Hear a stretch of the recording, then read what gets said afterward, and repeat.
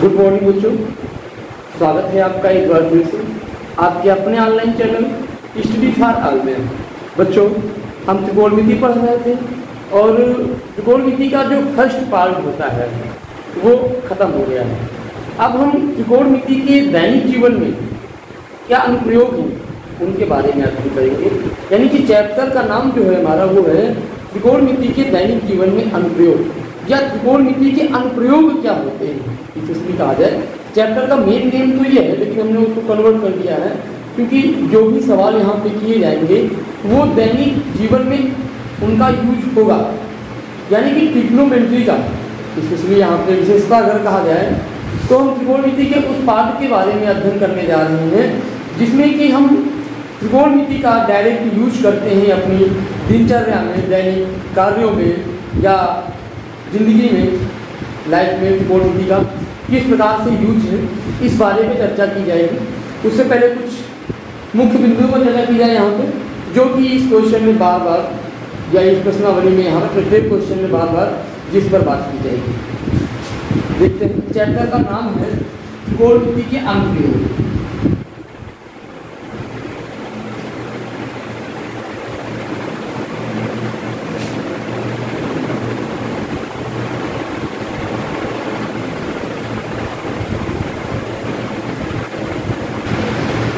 बच्चों, यहाँ पे हम जब किसी वस्तु को नीचे से ऊपर देखते हैं तो एक एंगल के थ्रू देखते हैं, वहाँ पे एक कोण बनता है। या नीचे देखते हैं, नीचे से ऊपर से नीचे देखते हैं तब भी कोण बनता है। जैसे कि हम यहाँ पर हैं और वस्तु यहाँ पर है, हम यहाँ से देख रहे हैं तो डायरेक्ट लाइन में देखेंगे वस्तु को, तो यहाँ पे एक कोण बन रहा है और कोण बिना आधार के तो बनता नहीं। बच्चों, बात इसी कोण की हो रही है। इस कोण को उन्नयन कोण कहा जाता है।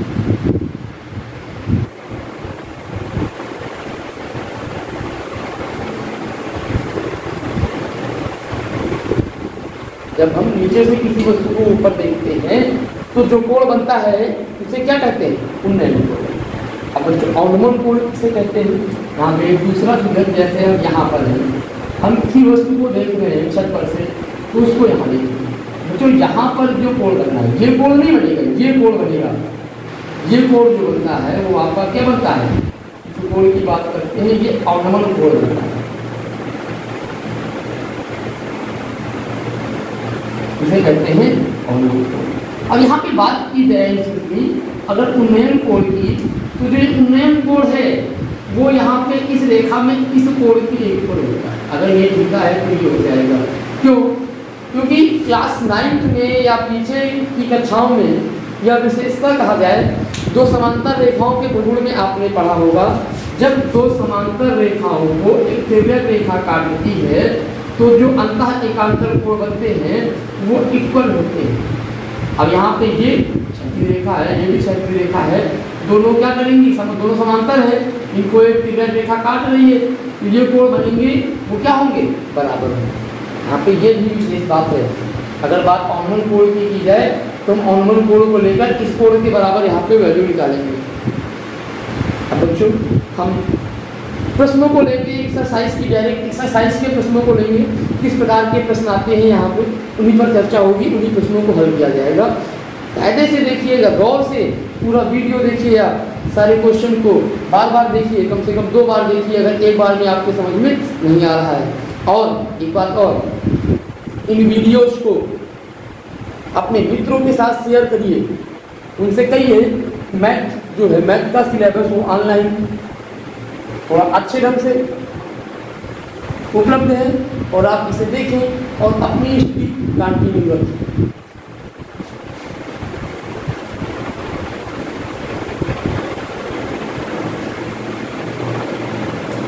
एक्सरसाइज की बात करते हैं यहाँ पे।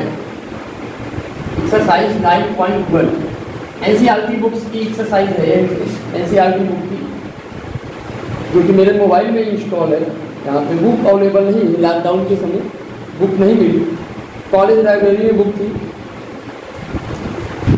बच्चों, पहला प्रश्न देखते हैं। यहाँ पे पहला प्रश्न है, इस अध्याय में हमें विशेष बात ये है कि प्रश्नों को कायदे से समझना है। कम से कम 2 बार तो प्रश्नों को पढ़िए।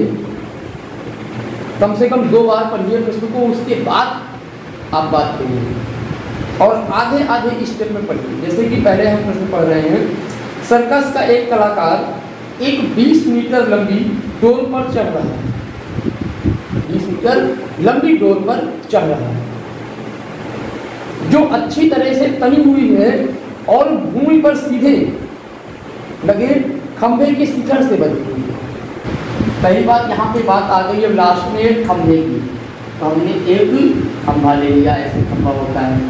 अब एक डोर है जो भूमि से और इस खंभे के शिखर में तनी हुई है, ये जो है तनी हुई है। ये मान लिया ये भी खंभा है और ये आपका सीधे यहाँ पे तनी हुई, एकदम तनी हुई है, इसमें कोई ढील नहीं है। अगर ढील हो जाएगी तो हमारा सिलेबस चेंज हो जाएगा, हमारा सिस्टम ही चेंज हो जाएगा यहाँ पे, ठीक है। आगे है, यदि भूमि के स्तर के साथ जो ये डोर है वो 30 अंश का कोण बना रही है तो खंभे की ऊंचाई ज्ञात कीजिए। तो क्या कह रहा है प्रश्न, एक बार प्रश्न को फिर रिपीट करते हैं। और जो प्रश्न कह रहा है कि सर्कस का एक कलाकार एक 20 मीटर लंबी डोर पर जो कि तनी हुई है और एक खंभे के शिखर से बंधी हुई है उस पर चढ़ता है और जो डोर है वो भूमि से 30 अंश का कोण बना रही है। यहाँ पर हमें इस खंभे की ऊंचाई चाहिए। अब यहाँ पे काफ़ी सारी बातें हैं इन प्रश्नों को सॉल्व करने के लिए जिनका क्लियर होना बहुत आवश्यक है। जैसे कि पहली बात, संबंध देख रहे हैं हम इन दो में, हमें ये और ये दिया है, ये तो आपका थीटा होता है। इस कोण के लिए पहली बात तो ये कर्ण हो जाएगा। क्यों कर्ण हो जाएगा? क्योंकि कोई खंभा जो होता है वो लंबवत बढ़ता है, खंभा कभी तिरछा नहीं करता। तो कोण होता है सीधा होता है, जो घर में खंभे बनते हैं वो सीधे ही बनते हैं, देखा होता है। अब बात करते हैं, ये कर्ण हो गया तो इस कोण के लिए ये आधार होगा और ये लंब होगा। ये आपका हो गया आधार और ये क्या हो गया। अब बच्चों किस कोण में कर्ण और लंब आता है? साइन में आता है कि नहीं आता है? तो अगर देखो यहाँ पे क्वेश्चन को करने का प्रोसेस, सिलेबस वो भी है और क्वेश्चन को कैसे किया जाता है। अगर क्वेश्चन को सुचारू रूप से किया जाए तो हम एक क्वेश्चन बताएंगे कि सिस्टमैटिक ढंग से पेपरों में कैसे प्रश्न किए जाते हैं। सबसे पहले हम यहाँ लिखेंगे त्रिभुज या त्रिभुज भी लिखेंगे। माना ए बी एक खंभा है, माना ए बी एक खंभा है और ऐसी डोर है जो आधार BC पर कोण 30 अंश का निर्माण करती है, जहाँ AC बराबर BC 20 मीटर और AB बराबर आपका H माना, कोण थीटा आपका 30 अंश है। अगर हम अब त्रिभुज ABC में यहाँ पे आधार ये लंब बटे कर्ण की बात करें तो लंब बटे कर्ण की वैल्यू आप यहाँ पे लाल बटे का फिर लगेगा। ये जो पार्ट होता है लंब बटे कर्ण का, ये साइन और कॉसेक को डिनोट करता है। तो लंब बटे कर्ण डायरेक्टली ले रहे हैं तो इसका मतलब हो गया आपका साइन थीटा। तो ये बराबर क्या हो गया आपका साइन 30। थीटा का मान क्या है? साइन सी के लिए। अब लंब की वैल्यू आपकी h है, कर्ण की वैल्यू आपकी 20 है, साइन 30 का मान आपका होता है 1/2। यहाँ से h की वैल्यू आपकी आ जाएगी 10 मीटर। लग गया सवाल? शब्दों का खेल है, सवाल जितना ही बड़ा होगा उतना ही इजी होगा। ये बात नोट कर लीजिए। बच्चे पेपरों में बड़े सवालों से बहुत बड़ा सवाल दे दिया, 5-6 लाइन का सवाल दे दिया वर्ड प्रॉब्लम का, संख्या सिस्टम का, उसका शब्दों के समूह का, तो क्या हुआ हम डर गए, इतना बड़ा सवाल है करने में बहुत टाइम लगेगा। कुछ नहीं, चुटकी बजा के हो जाएगा, बस उसको पढ़ लीजिए, समझ लीजिए। बच्चों सवाल समझ में आया होगा। अब अगले क्वेश्चन की तरफ बढ़ते हैं। यहाँ पे अगला सवाल क्या है इस पर बात करें।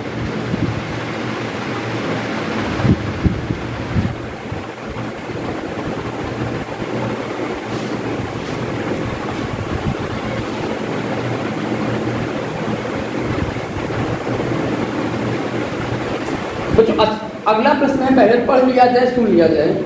आंधी आने से एक पेड़ टूट जाता है। माना कि ये पेड़ है,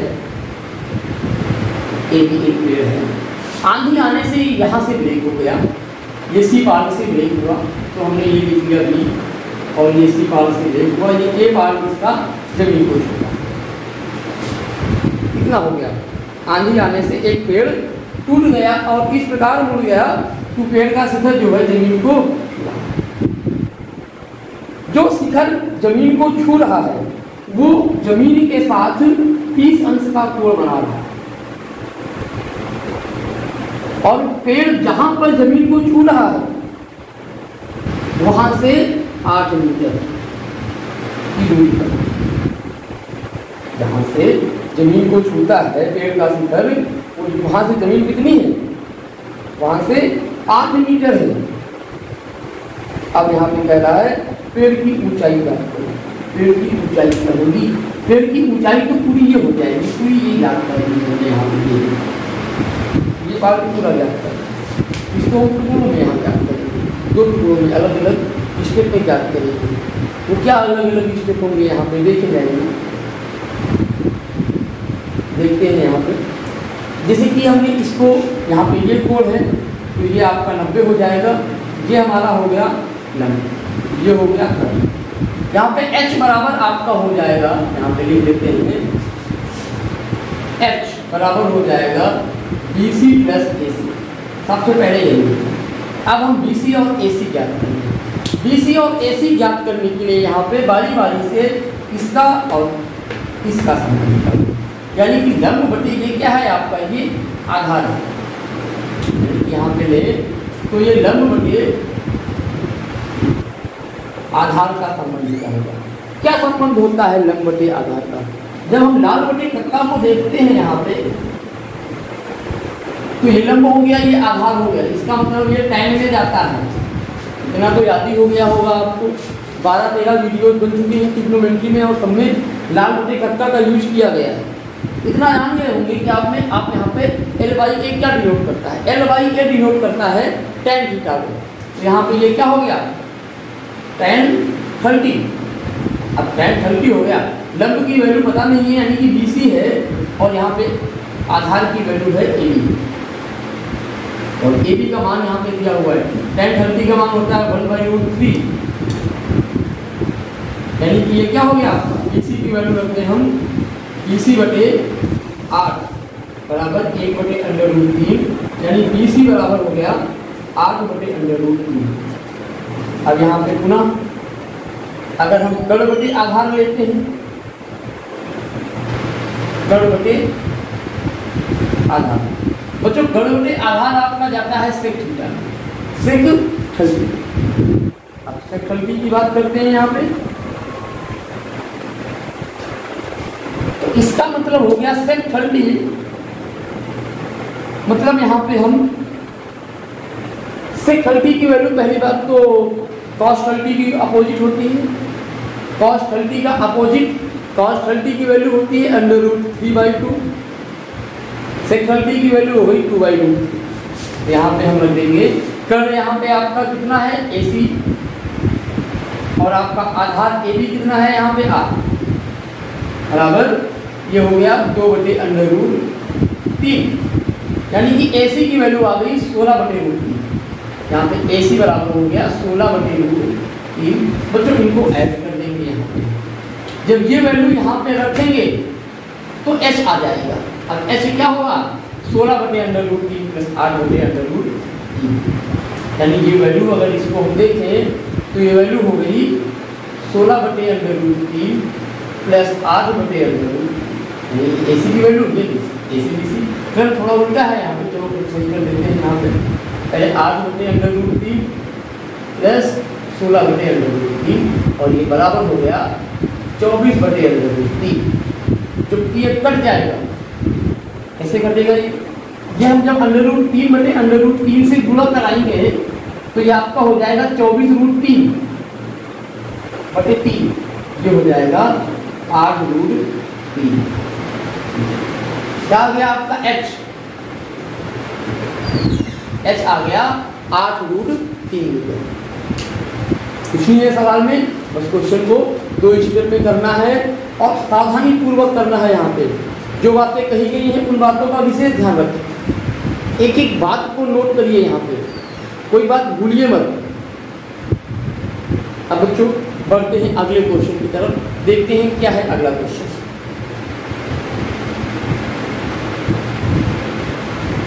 साफ करते हैं इसे। समझ में आया होगा आप लोगों की? ना समझ में आए कोई बात तो कमेंट करिए।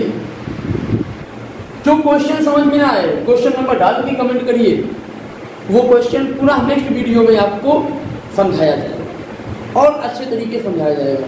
मैं तो चाहता ही हूँ आप लोग मेरी गलतियों को मुझसे बताएं, मैं क्या कमी कर रहा हूँ यहाँ पे पढ़ाने में।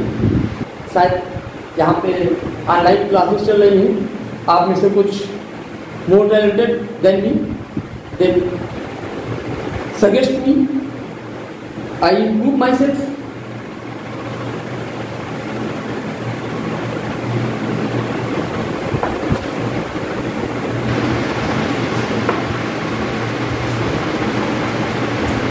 बच्चों नेक्स्ट क्वेश्चन की बात करते हैं। आप पहले इस क्वेश्चन को पढ़ लेते हैं। क्या है क्वेश्चन?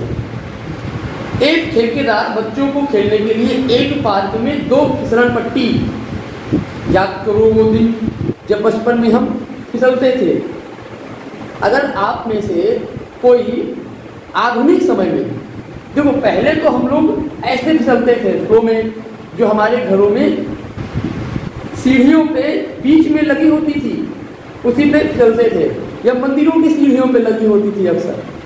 अब तो ज़माना थोड़ा आधुनिक हो गया है, अब विद्यालयों में फिसल पट्टी आ गई है, एक तरफ सीढ़ी होती है, चढ़ के सरक जाओ, सरकने वाला। तो एक ठेकेदार को लगवाना है, 5 वर्ष से कम उम्र के बच्चों के लिए ऐसी फिसल पट्टी लगाना चाहता है जिसका शिखर 1.5 मीटर की ऊंचाई पर और वो जमीन के साथ 30 अंश का पुल बनाए। इसके बाद इससे अधिक उम्र के बच्चों के लिए वह 3 मीटर, इसके अधिक उम्र के बच्चों के लिए 3 मीटर, अब 3 मीटर की है तो ये दुगना पुल बनाएगी जमीन से, अगर वही रेशो है। और यहाँ पे 60 अंश का कोण बना रही है। प्रत्येक स्थिति में हमें यहाँ पे फिसलन पट्टी की लंबाई ज्ञात करनी है।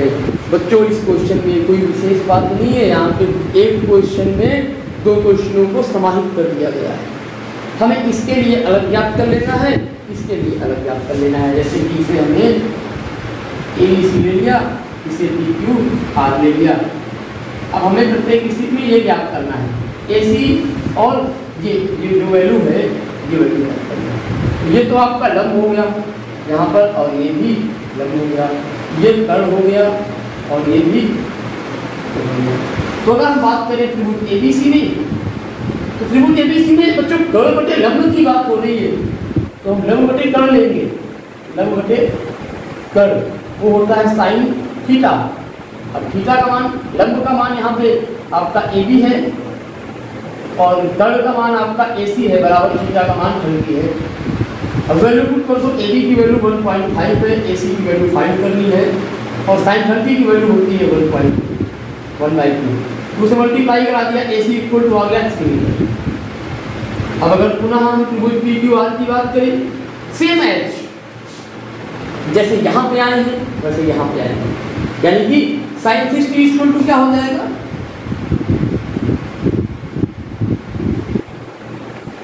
PQ बटे PR। sin 60 equal to PQ बटे PR हो गया। और स्पेस कम है तो यहाँ पे ले रहे हैं, sin 60 की वैल्यू होती है √3/2।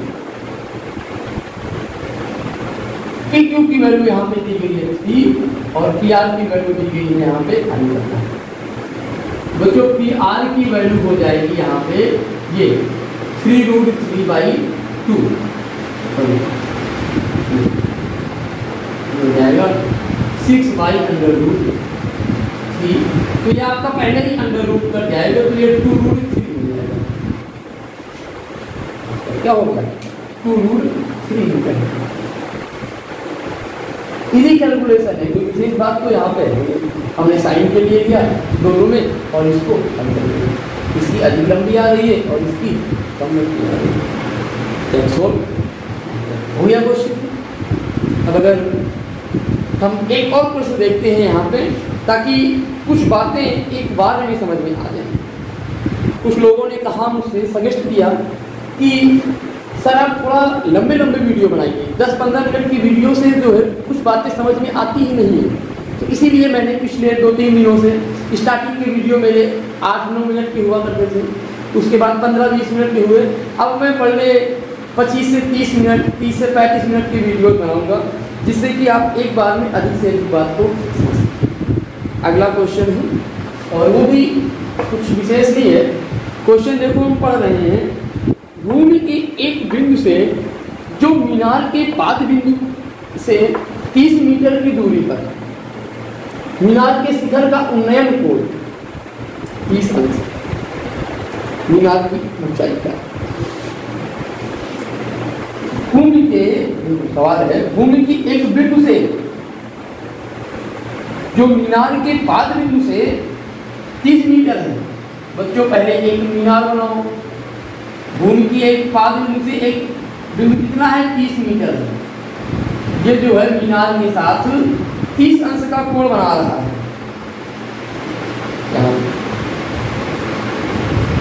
मीनार की ऊंचाई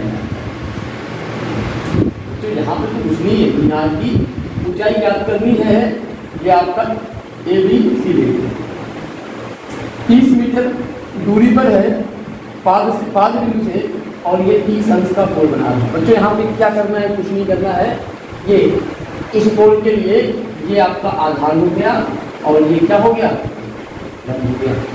अब बच्चों जब ये लंब और आधार हो गया, तो हम यहाँ पे इतना देख लें कि लंब और आधार में संबंध किसका होता है। बच्चों लाल बटे कक्का, देखो मैं बार बार इसलिए लिख रहा हूँ ये लाल बटे कक्का, क्योंकि मेरे टीचर ने मुझसे कहा था कि अगर आपको फ्यूचर में मैथ पढ़नी हो, अब मैथ पढ़ोगे तो त्रिकोणमिति जरूर पढ़ोगे, तो बेटा ये लाल बटे कक्का जरूर याद है। इसलिए मैं आपसे भी कह रहा हूँ, क्योंकि मैं भी कभी स्टूडेंट था, आज मैं टीचर हो गया हूँ, तो आज मैं आपको यही सजेस्ट करूँगा जो मेरे टीचर ने मुझे सजेस्ट किया। उन्होंने सजेस्ट किया था कि ट्रिग्नोमेट्री में लाल बटे कक्का का वही स्थान है जो स्थान मनुष्य के शरीर में दिल का होता है। धड़कन जो हृदय होती है, हल जो होता है, हल धड़कन है यहाँ पे त्रिकोणमिति की लाल बटे कक्का। अगर ये बंद हो गई तो इसको जो है करने में मुश्किल है। मुश्किल क्या है, खत्म है ट्रिग्नोमेट्री। मैं तो ये कहता हूँ अपने टीचर की बात से। अब यहाँ पे ये tan 30 की बात आ गई, tan 30 यहाँ पे ले और लंब बटे आधार ले, तो लंब बटे आधार जब लेंगे तो ये हो जाएगा tan 30। सिंपल सा क्वेश्चन है, त्रिभुज ABC में अगर हम ले रहे हैं तो ये आपका लंब कितना है, लंब आपका है AB, आधार है BC, tan 30 की वैल्यू होती है 1/√3। अब AB का वैल्यू कितना है, AB का H है, BC का वैल्यू कितना है 30, 1/√3 H = 30/√3। और ये आंसर नहीं होगा आपका, मैंने आपसे बताया था, न बताया हो तो फिर बता दें कि प्रश्न को लिखते वक्त प्रश्न का जो हर है वो अपरिमेय नहीं होना चाहिए, वो परिमेय होना चाहिए। इस बात का भी ख्याल रखिए यहाँ पे। तो हम देखते हैं कि ये इसका हम परिमेय कैसे करेंगे, समान पर अपरिमेय संख्या से यहाँ पे गुणा करा के ये हो जाएगा 30√3/3 बराबर 10√3 मीटर। बच्चों मैं आशा करता हूँ कि ये जो टॉपिक है त्रिकोणमिति के अनुप्रयोग, यानी त्रिकोणमिति के अनुप्रयोग, ये जो त्रिकोणमिति के अनुप्रयोग है ये आपके समझ में आए होंगे, पूरी तरह समझ में आए होंगे यहाँ पे। और अगर समझ में आए हो तो बहुत ही अच्छी बात है। और मैं तो आपको सजेस्ट करूँगा कि अगर एक बार में आपके समझ में ना आए तो वैसे भी कोई नई चीज़ जो होती है वो एक बार में कम समझ में आती है, आप पुनः रिपीट करके इसको देखिए ताकि पूरी समझ में आ जाए। और अगर अभी तक आपने चैनल को सब्सक्राइब नहीं किया है तो बेल आइकन दबाकर जो लाल बटन होती है घंटी टाइप में, उसको दबा के आप चैनल को सब्सक्राइब कर लीजिए ताकि नए कंटेंट मिलते रहे आपको, और वीडियोज को शेयर करिए अधिक से अधिक ताकि अन्य बच्चे जो घर पर रहकर स्टडी कर रहे हैं वो भी इम्प्रूव कर सकें अपने आप को, उनको भी पढ़ाई में मदद मिले।